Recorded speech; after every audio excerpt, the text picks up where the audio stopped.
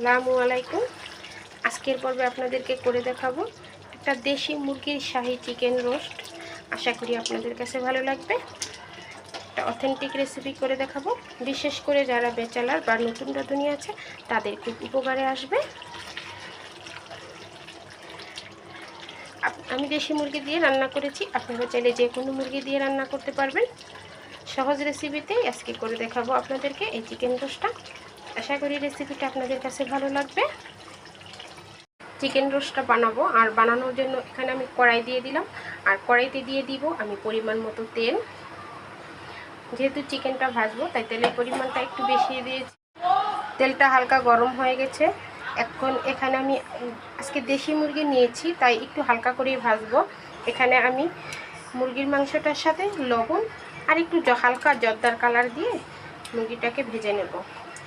আপনারা চাইলে এখানে সোনালী মুরগি বা ফার্মের মুরগি দিয়েও করতে পারেন, সেক্ষেত্রে একটু ডিপ কালার করে ভাজবেন। আর দেশি মুরগি ভাজলে একটু শক্ত হয়ে যায়, তাই একটু অল্প করেই ভাজবো আমি। এখন চিকেনটাকে ভেজে নেব। চিকেনটা ভাজা হয়ে গেছে, দেখতে পাচ্ছেন। এখন উঠিয়ে নেব। এখানে আমি 2টা মুরগি নিয়েছি, 2টাকেই ভেজে নেব। এখানে হাফ কাপের মতো পেঁয়াজ দিয়ে দিলাম। আমি মুরগিটা যে তেলে ভেজেছি সেই তেলেই কিন্তু পেঁয়াজটা দিয়েছি। এখন এখানে দিয়ে দিব গোটা গরম মশলা। এখানে আমি 2 টুকরা দারচিনি দিয়েছি, 4-5টার মতো এলাচ দিয়েছি, আর দিয়েছি 3-4টা লং। মুরগিতে সব সময় আপনারা এলাচের পরিমাণটা বেশি দেবেন। এখন পেঁয়াজটাকে একটু ব্রাউন কালার করে ভেজে নেব। পেঁয়াজটা খুব ভালো করে ভেজে নিয়েছি, দেখতে পাচ্ছেন। এখন এখানে দিয়ে দিব 2 টেবিল চামচ আদা রসুন বাটা, আর এখানে দিয়ে দিব আমি হাফ টেবিল চামচ শুকনো মরিচের গুঁড়া, আর এখানে দিয়ে দিলাম সাথে একটু লবণ। শুকনো মরিচের গুঁড়াটা দিলে রোস্টের সুন্দর একটা কালার আসে, খেতে কিন্তু খুব ভালো লাগে। সব কিছুতে একটু ভালো করে কষিয়ে নেব। আমি দিয়ে দিব আরেকটা মশলা। এখানে আমি 10টার মতো কাজু বাদাম, আর কয়েকটা কিশমিশ, 27টার মতো কিশমিশ, আর হচ্ছে 4-5টা কাঁচামরিচ, আর 1 মুঠো পেঁয়াজ দিয়ে খুব ভালো করে ব্লেন্ডারে ব্লেন্ড করে নিয়েছি, সেটা দিয়ে দিলাম। আপনারা চাইলে এখানে কাঠবাদামটাও ব্যবহার করতে পারেন। যদি হাতের কাছে কাঠবাদাম কাজু বাদাম কিছুই না থাকে তাহলে সেক্ষেত্রে আপনারা এখানে চীনা বাদামটাও ব্যবহার করতে পারেন। এটাকে একটু ভেজে নেব মশলার সাথে। খুব ভালো করে কষিয়ে নিয়েছি। এখন দিয়ে দিব রোস্টের মশলা। রোস্টের এই যে গুঁড়া মশলা, এটা কিন্তু আমি ঘরে বানিয়েছিলাম। এই রেসিপিটা কিন্তু আমার চ্যানেলে অলরেডি দেওয়া আছে, আপনারা চাইলে দেখে নিতে পারেন। তা না হলে আপনারা যদি মশলা বানাতে না চান তাহলে আপনারা যে কোনো ব্র্যান্ডের রোস্টের মশলা দিয়ে রান্না করতে পারবেন। এখন সম্পূর্ণটা দিয়ে দিলাম। এখন এখানে দিয়ে দিব আমি হাফ কাপের মতো টক দই। টক দইটা দেওয়া দিয়ে খুব ভালো করে চুলাটাকে একটু মিডিয়ামে রেখে তারপরে টক দইটা দিয়ে দেবেন, এতে করে ছানা কেটে যাবে না। এখন আমি সম্পূর্ণ মশলাটা খুব ভালো করে কষিয়ে নিব। মশলা যত ভালো করে কষাবেন রোস্টের টেস্টটা কিন্তু ততই ভালো আসবে। মশলাটা কিন্তু খুব ভালো করে কষানো হয়ে গেছে। এই যে দেখুন মশলাটা আঠালো হয়ে গেছে আর তেলটা উপরে ভেসে উঠেছে। এরকম হলে মনে করবেন যে মশলাটা খুব ভালো করে কষানো হয়ে গেছে। এখন আমি চিকেনগুলো দিয়ে দিব যেগুলো ভেজে রেখেছিলাম। সবগুলো দিয়ে দিয়েছি। এখন খুব ভালো করে মশলার সাথে কষিয়ে নেব।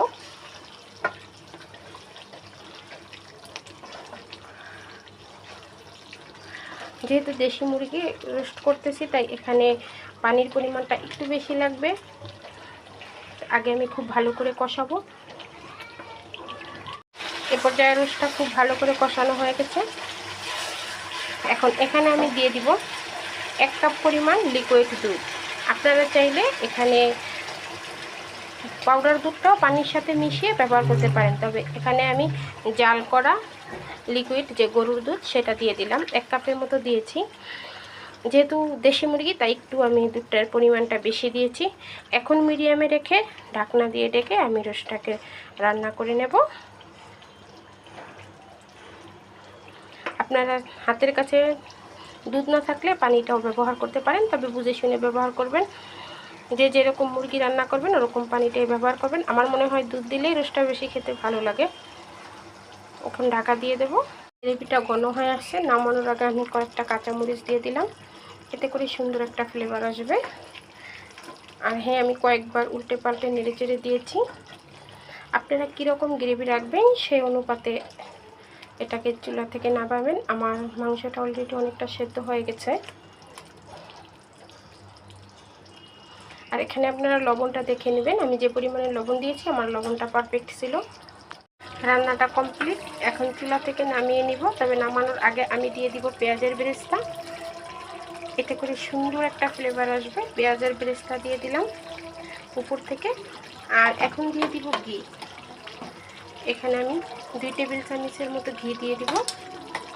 ঘিটা আপনারা যখন চুলা থেকে নামাবেন তখন দেবেন, দেখবেন এতে করে সুন্দর একটা ঘিয়ের যে স্ট্রং ফ্লেভার সেটা পাবেন।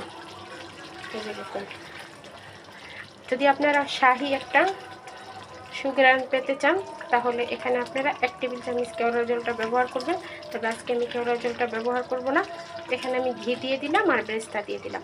এখন চুলা থেকে নামিয়ে নিয়ে আপনাদেরকে পরিবেশন করে দেখাবো কেমন হয়েছে। এই যে দেখুন, আমি পরিবেশন করে নিয়েছি, দেখতে কতটা লোভনীয় হয়েছে। আশা করি রেসিপিটা আপনাদের কাছে ভালো লেগেছে। ভালো লাগলে লাইক কমেন্ট এবং বেশি বেশি করে শেয়ার করবেন। আজকে এই পর্যন্তই। আল্লাহ হাফেজ।